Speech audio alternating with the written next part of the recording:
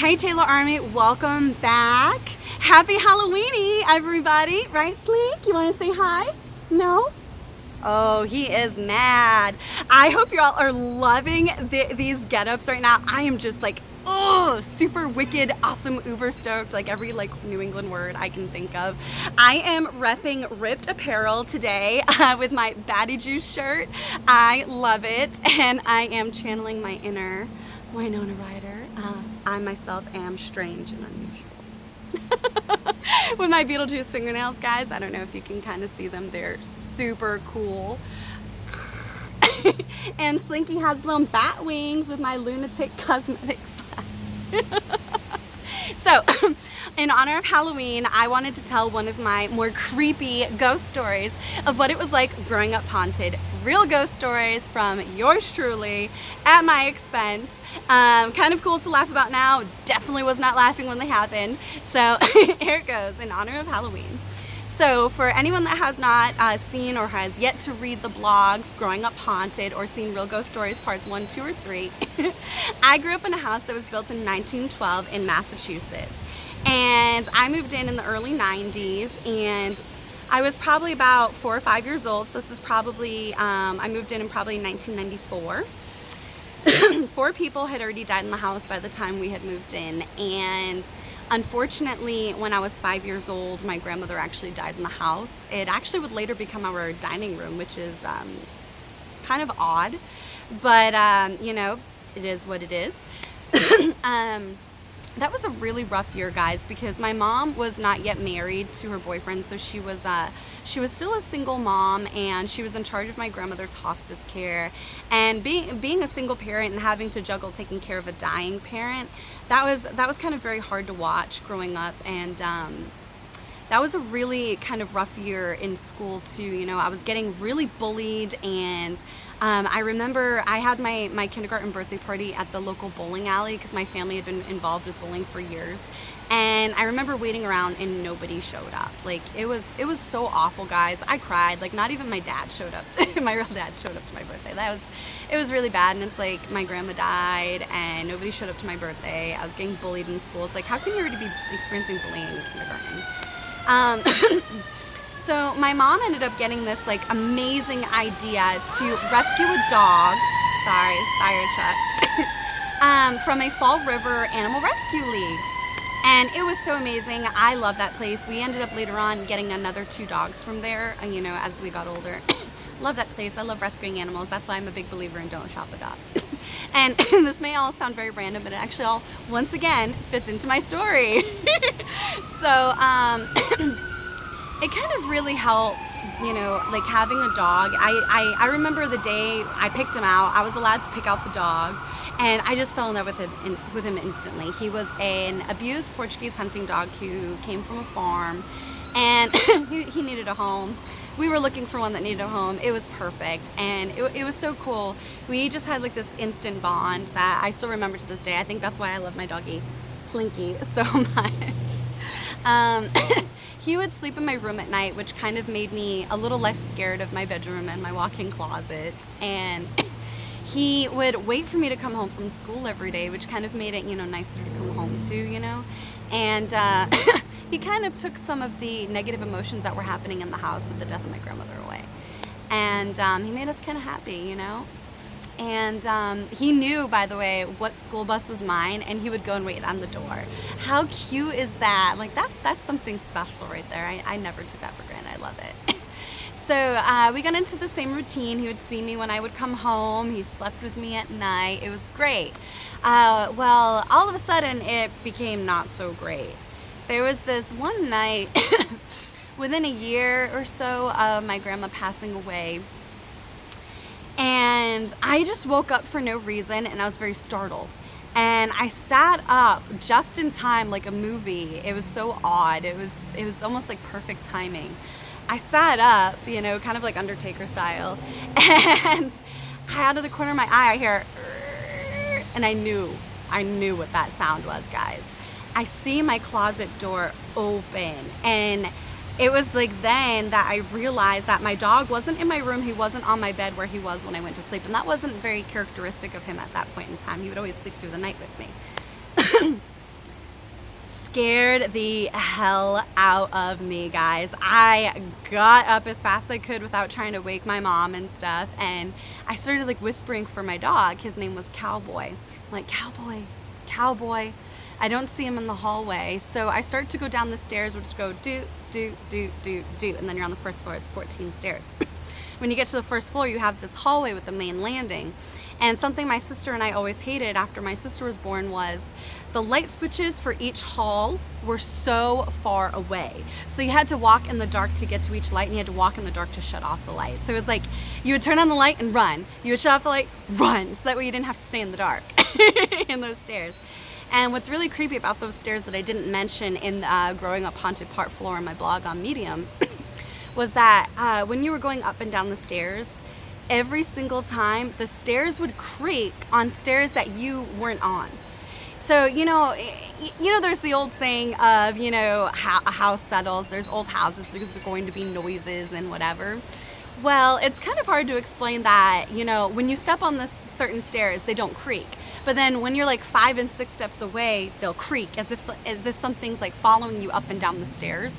And it would always give you like a chill on like your right side. And for me, I would always end up being like kind of like this. And it's kind of funny because I kind of adopted that in some of my wrestling personas. So if you ever wondered where I got that from, it was kind of my combination of growing up in a haunted house with like chills going down your side and my own imitation of what it would have been like if I was Victoria in the WWF when she was going against Trish Stratus. So that's kind of a fun Taeler Hendrix behind the scenes of wrestling fact within my haunted story. So while I'm like going down the stairs whispering for my dog in the light / dark, because it was kind of like, you know, I heard these creakings. And it was so creepy, guys. It was, man, I could feel something following me down the stairs from that room. And it's like, dude, my door just opened by itself. I'm going down the hall and something's following me down the stairs. I do not feel right. I do not feel safe. But for some reason, I didn't want to wake up my mom. So I was going through this part like all by myself, alone. I'm starting to get very apprehensive. I'm starting to feel, you know, very uncomfortable, like something's like coming for me sort of thing. It was very, very creepy. Like I almost felt like if I turned around there would be like a creepy child there or something, like very, very weird. And I'm starting to say my dog's name a little bit louder now because I'm getting scared. I'm like, Cowboy, Cowboy.